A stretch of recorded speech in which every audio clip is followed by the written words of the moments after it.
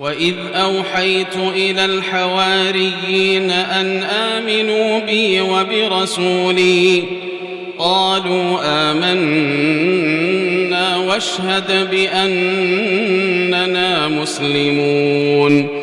إذ قال الحواريون يا عيسى ابن مريم هل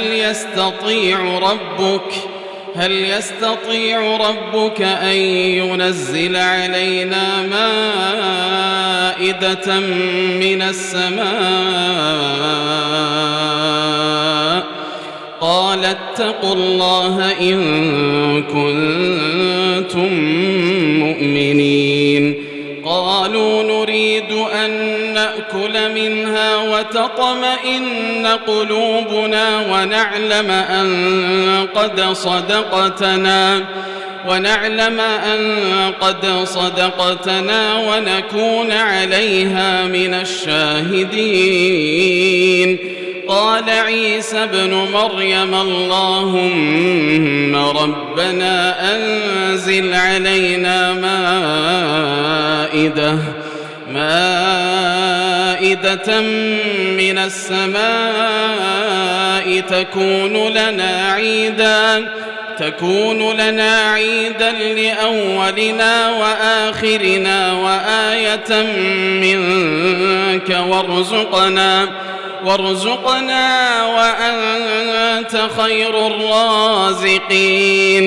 قال الله إني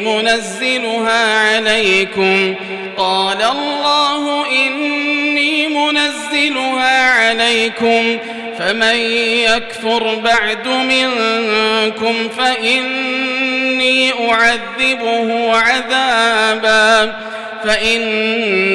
أعذبه عذابا لا أعذبه أحدا من العالمين.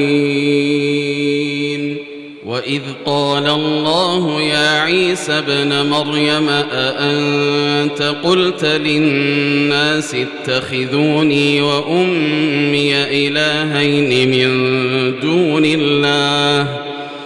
قال سبحانك ما يكون لي أن أقول ما ليس لي بحق إن كنت قلته فقد علمته تعلم ما في نفسي ولا أعلم ما في نفسك إنك أنت علام الغيوب.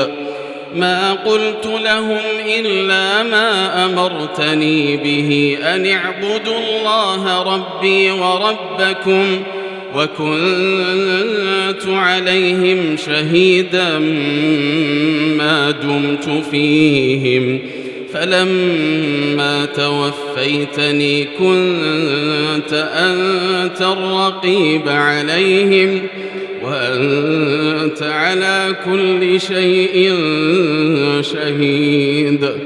إن تعذبهم فإنهم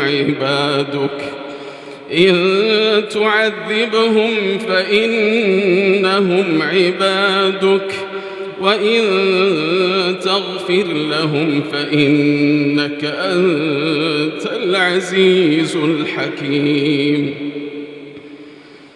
قال الله هذا يوم ينفع الصادقين صدقهم لهم جنات تجري من تحتها الأنهار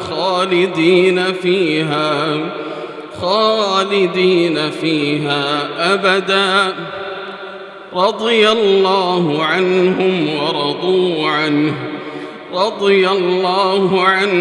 ورضوا عنه ذلك الفوز العظيم. لله ملك السماوات والأرض وما فيهن